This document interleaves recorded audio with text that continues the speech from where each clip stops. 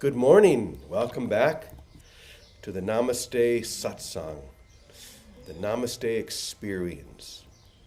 As we say almost every day, this is why we are here, not to have some kind of an intellectual grasping of something that cannot be intellectually grasped, but to have a direct experience of that which forever grasps us, that which has never lost hold of us. The reality that is forever real, the truth that is forever true. To have a direct experience of this. And when we have that direct experience, there are no words that can describe or explain. We simply know, with a capital K. We know who we are. We know what this really is. We know our relationship to this and to everyone. We simply know, and that knowing, if you've ever had that experience, and I know each and every single one of you have had at least a glimpse, like a lightning bolt, where all of a sudden everything in the room is illumined, and just for that instant you can see what's all around you. Even if you've only had the most fleeting experience of that, you know that there is something far beyond the realm of the intellectual mind that we seem to hold on to so tightly. And when we begin to realize that tight hold that we have on the world begins to loosen. And we find ourselves just surrendering to love, surrendering to now. And that surrender can take many forms and sometimes will surprise us with new discoveries, people who come into our life, teachings that resonate very deeply. Well, I had one of those surprises this past weekend, which I wanted to share with you. So I'll begin by saying, well, actually, let me start by referring to something that we talked about a week or so ago. And it was that crane that lifts us out of the maze, or the helicopter that lifts us out of the maze. You remember that? In the perceptual world and in the teaching of many traditions, we have to try and make our way through the maze of consciousness, hoping that one day we'll find the very center or we'll find our way out or whatever it is. But unfortunately, we could end up in that maze for a very, very long time and perhaps never actually make it out. I'm sure we've all felt the frustration of that experience. But what happens when we so completely surrender that suddenly out of nowhere there's a sound, we hear it, and we look up and we can see this beautiful line just coming down. We grab hold and it lifts us right out of the maze. And then we can see with the bird's eye view, we can look down and we can see everything. We can see the whole path. We can see the center. We can see the exit. We're able to fully perceive everything that we could not see when we were in the maze, because we can't see over each wall. If you imagine it like one of those mazes where they have not shrubs, what do you call those? Hedges, yeah, where they have high hedges. You can't see over the hedge. But when you're lifted above, suddenly you can look down and you can perceive everything that was so hard to see.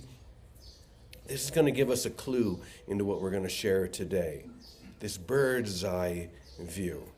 So, looking back on my own spiritual journey, there has only been one time in which I heard a voice and immediately recognized that voice as someone, a teacher that was going to dramatically impact my life. And it was when I heard his voice. This is why we keep a picture of three people in the back. We can see Ananda Maya Ma. They're right there, kind of. See. Yeah, down. There we go. Yogananda. And the master teacher. You've heard me tell this story before where I was given just a regular cassette tape of a teaching and I was in my room and I heard the voice. And somehow the voice itself penetrated the dream of me. The dream that I was having of my own self. And I could feel this kundalini rising and I knew that this particular teacher was going to be someone for me. And I could not have known exactly how it would lead me to A Course in Miracles and to here, to this moment right now. His was the voice that penetrated the armor. So that it had only happened one time in my life until a couple of days ago. So basically, I was online, I was on YouTube, and I was just, looking around. And I came across a young Indian man who was talking about his experience with, of all people, Joel Goldsmith.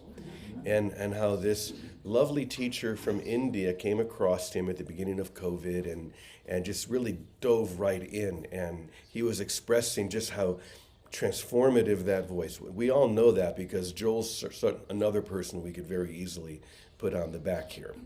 He's been a very amazing inspiration to so many of us. So I want to show you a picture of this particular man, and we'll talk about him a little bit.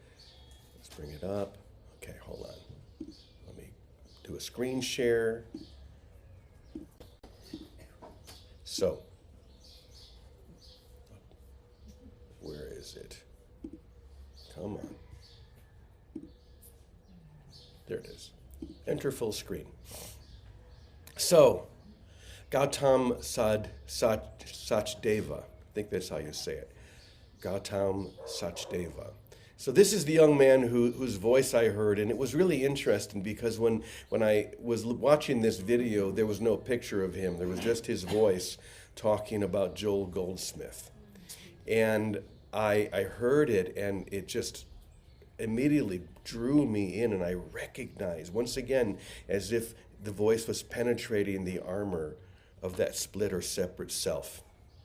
Now, he had two particular teachers, not that he was with them, but he was of the lineage of both someone else that we could very easily put a picture of behind me, Nisargadatta Maharaj. He's someone that we talk about a lot here. And Nisargadatta Maharaj's teacher, his guru, was Siddhar Meshwar Maharaj, the person we see in the bottom left. So these were the people who I suddenly became enthralled by through this particular teacher.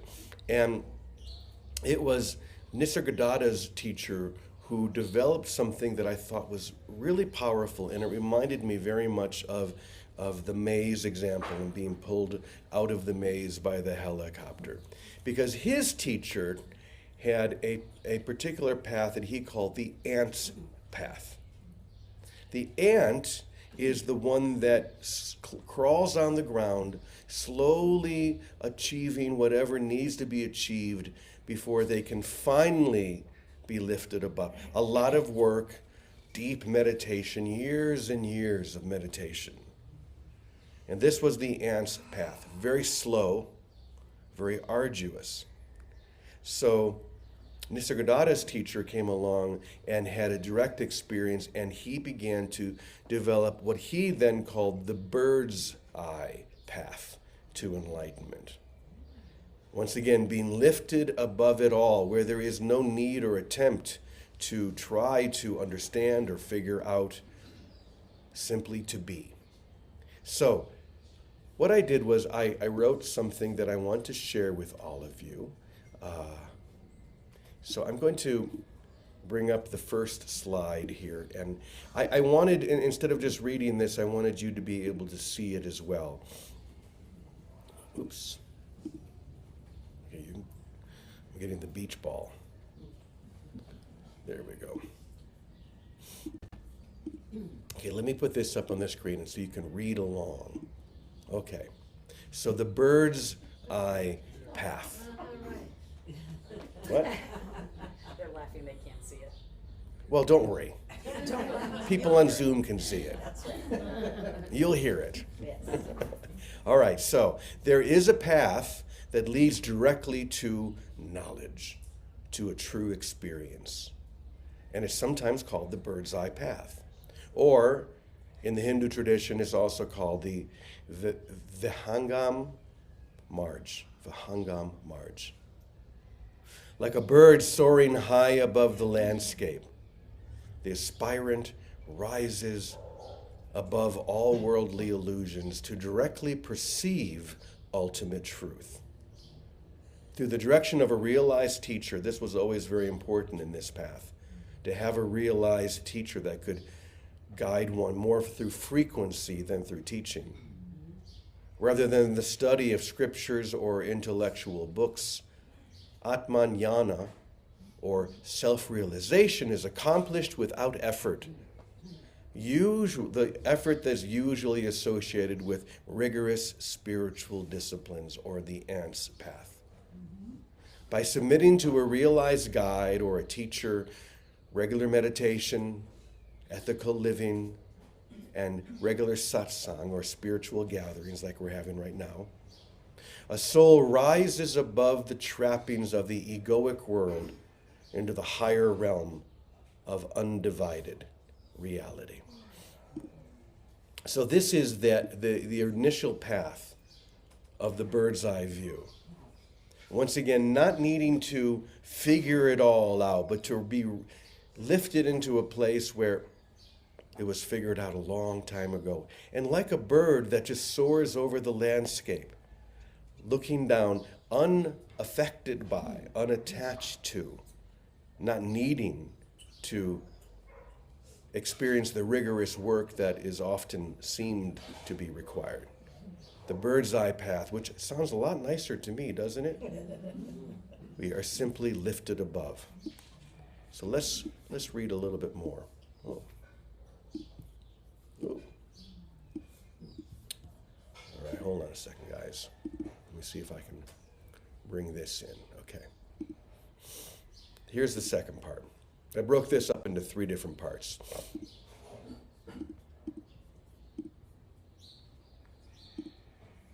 All right, here we go. So, the Hangam Marge points to a radical simplicity rarely understood by the analytical mind. Radical simplicity. The analytical mind doesn't understand simplicity. Have you ever noticed that? It needs it to be complex, even difficult. And that, once again, this is the ant's path that so many other teachers think. You have to go through all these steps. You have to do all this work, meditate for many, many years, rather than through grace, simply being lifted above. And that comes through radical simplicity. It declares that truth is not constructed, earned, or assembled through gradual accumulation, but directly seen when consciousness is lifted beyond identification with thought, memory, and sensory drama. And just as a bird does not struggle with the terrain it flies over, the aspirant is not required to wrestle endlessly with desires and fears or conceptual frameworks. The ascent itself changes perception. That's important to know, that the ascent itself is what changes your perception. No effort on your part. In fact, the effort on your part is what limits it. But when we surrender through radical simplicity, the ascent itself changes perception. Obstacles that once appeared immovable lose their density when viewed from the altitude of awakened awareness. I like that. The altitude of awakened awareness. In this way, the path does not merely refine the seeker, it repositions the seeker entirely. It changes everything, revealing that the self was never bound by the illusions that it seemed to inhabit. Starting to feel pretty good, isn't it? Who needs the effort? Who needs the ant's way of scurrying through life trying to figure it all out when it was figured out for you a very long time ago? All we need to do is to surrender through radical simplicity, be lifted above it all, and realize that we never left our home. So let's have one more. Put this up on the screen. So, this is why, in this particular yogic tradition, the presence of a realized teacher holds such a central importance.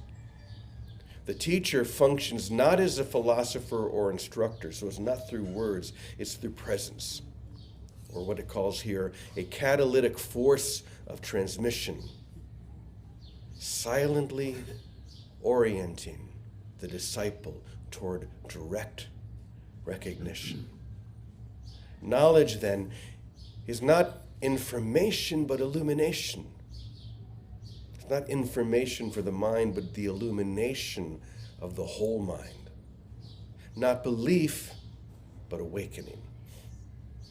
The seeker gradually discovers that effort gives way to receptivity, struggle to alignment, and seeking to seeing.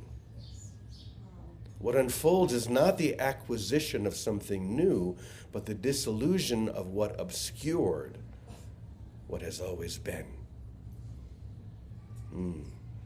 The disillusion of what obscured what has always been. So what has always been has not changed, it was simply obscured. Like, once again, glasses that have become so smeared and sooty that we can't see clearly. As soon as that has been wiped away, we see everything as it has always been. In that clarity, the aspirant recognizes the effortless nature of pure awareness, vast, indivisible, and free. The very vision the bird's eye path has always symbolized. So how many of you like the idea of the bird's eye path? Thought you might. Excuse me. As opposed to having to work so hard to achieve what was never lost. That doesn't even make sense when you look at it clearly. For us to realize that love has always been the foundation of our very being. So, that was a lot of words. That was, a lot of information to basically teach that you don't need the information. I have one more way that I'm going to share this, and I think it's a way in which you will hear it much more clearly. And that is through, guess what? A parable, a story. So I think this is a lovely story that brings all of that together. Here we go. There was once a small bird who lived its entire life walking along the ground. It hurried through forest, climbed over stones, and carefully navigated roots and fallen branches. The elders spoke often of flight, of vast skies, of boundless horizons, of a freedom beyond measure. Yet the bird believed that such stories belonged only to rare and extraordinary beings, never to it. If I were meant to fly, it would sigh, surely I would feel different. Surely I would know. And so the bird devoted itself to mastering the earth. It studied pathways, learned the safest routes, and grew wise in the ways of obstacles. How many of you have grown wise in the ways of obstacles? Still, a quiet longing persisted. No matter how skillfully it walked, the world always seemed cluttered, heavy, and confined. Above it stretched an open sky, but the bird barely glanced upward, convinced that flight required something that it did not possess. One day, a great bird descended and stood silently beside the restless creature. The small bird spoke eagerly of its frustrations, of the endless barriers, the exhausting effort of moving forward. The gray bird listened patiently and then asked a single question. Why do you struggle so hard with the ground? The small bird blinked in confusion. Because I have no choice. I have no wings. The great bird tilted its head gently. No wings? None, the small bird insisted. If I had wings, I could fly. Without another word, the great bird stepped closer and brushed lightly against the smaller one's sides. In that moment, something unexpected occurred. The small bird felt a strange release, a subtle unfurling, as though muscles long held rigid had remembered an ancient motion. From its own body, two magnificent wings extended outward. The bird staggered back in astonishment. These cannot be mine. They have always been yours, the great bird said. But I never saw them. I never felt them. You pressed them tightly against yourself, the great bird replied. So tight that you mistook your limitation for your nature. You learned every contour of the ground, yet never questioned the posture that bound you to it. The small bird stood trembling, wings half open, sensing a possibility too vast for thought.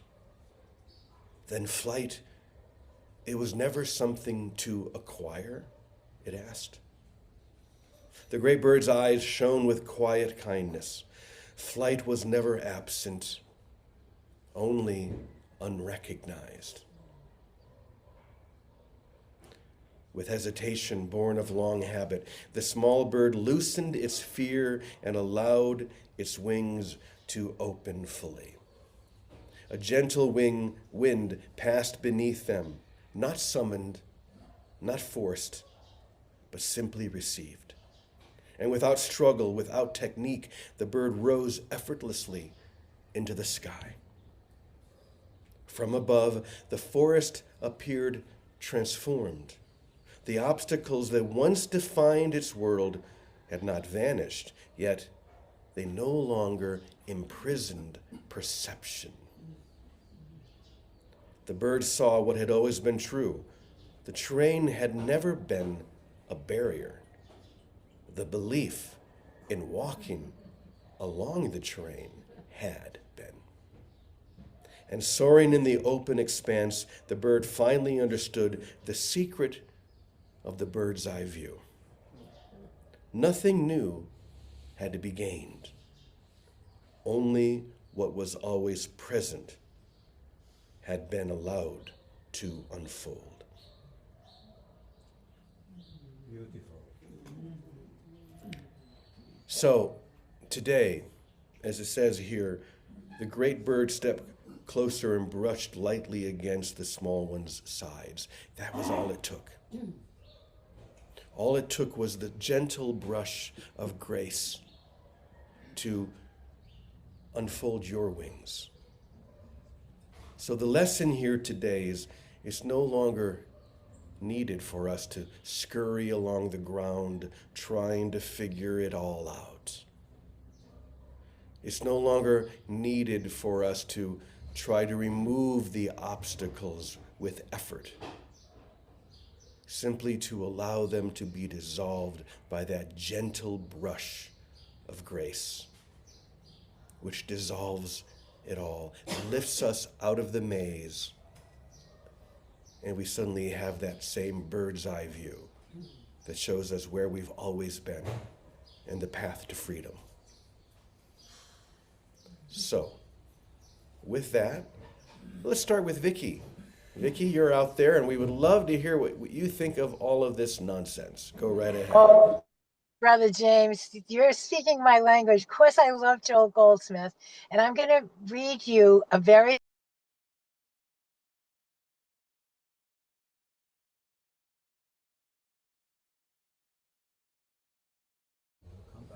Vicky, you're gone. Did you accidentally get muted, or did I accidentally mute you? Can you hear me now? Okay, yes. Okay. So Your I was, camera is off, but we can hear you. okay. Well, I'll put my camera back on. Okay. I was just going to tell you a simple statement by Joel Goldsmith. It's always the same, he says, arising above the mind. What is ascension? It's arising above the mind.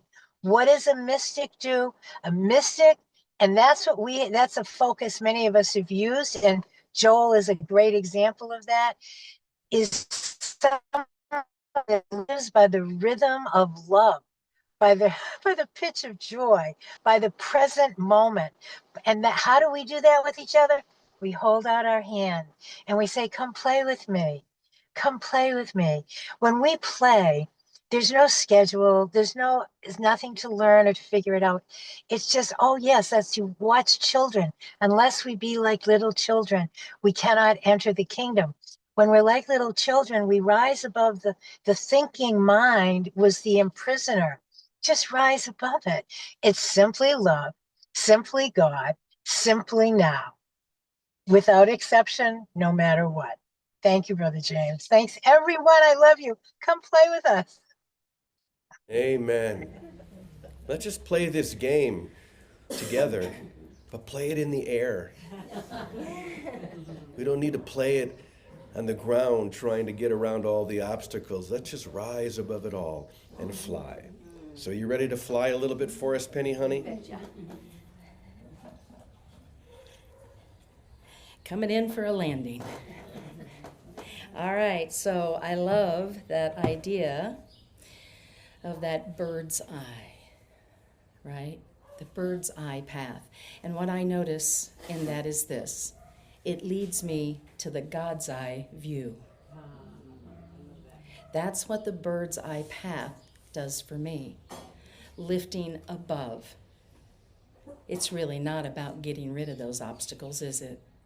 It's about rising above them. And what I notice is this. I'm going to talk about geese. We've done that before. See, when I'm willing to be on the bird's eye path with the God's eye view, I create a lift, not only in my life, but for those around me, just like the geese. The reason they fly in the formation that they do, scientifically, is because they create a lift, making it easier for all the geese in the gaggle. Want to join me in this gaggle? How about a lift? Let us lift. Let us carry each other back to the place we never left. See? And with the bird's eye path, we get to see that which has always been true. That which is the expression of each of you. And I invite you into realizing that master bird that you have always been, that lives within you. Allow yourself to be lifted.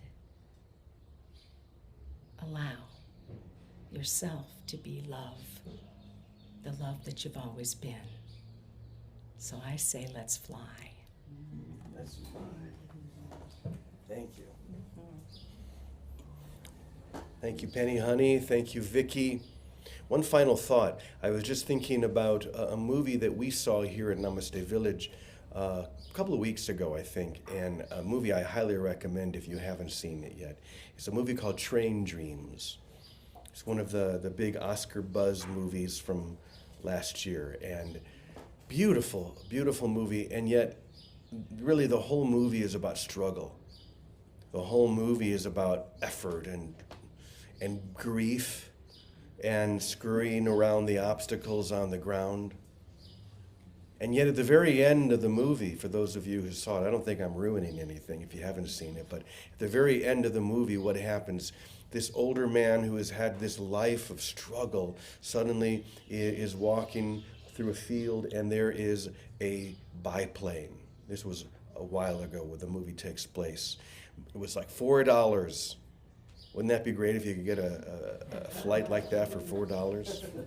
$4, and you can go up in this biplane and you can look at everything from a higher perspective. And he does just that. After this life of struggle and grief and such hard work just trying to stay above the water, he lifts into the sky and he looks down, and you can sense his joy and his freedom at last. And it's one of the last moments of his life. But he was lifted above the maze, able to see clearly that which could be clearly seen. And to that, we say, Amen, Amen, Amen, e punto. Thank you, everyone. Let's fly. Let's fly together. We love you all. Have a great day. Namaste.